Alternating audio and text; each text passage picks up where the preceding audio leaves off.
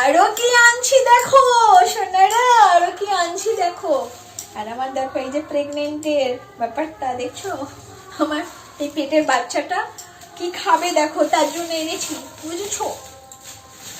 খালি শুধু খালি মজা না, খালি শুধু মজা। ফোনে আমার চার্জ নাই গো, চার্জ খতম খতম খতম খতম খতম সব খতম। এই দেখো নুনের গুড়, কারণ শান্তিনিকেতন আমার খুব ইচ্ছা ছিল শান্তিনিকেতনে দাঁড়িয়ে মানে গুড়, ফ্রেশ গুড়, কোনো ভেজাল থাকবে না, কোনো চিনি পাইল করা থাকবে না, সেখান থেকে আগের বারে যেমন করেছিলাম নিয়ে আসবো। কিন্তু কবে আমি শান্তিনিকেতন যাব, কবে আমার আনা হবে, ততদিনকে আমার গুড় খাওয়া হবে না। তাই এই যে গুড় অনেক কাজে লাগবে, এটা আমি ফ্রিজে রেখে দেবো, ঠিক আছে। আরো পেলে আরো এনে ফ্রিজে স্টোর করে রেখে দেবো। পায়েস হবে, পিঠে হবে, রুটি দিয়ে খাওয়া যাবে।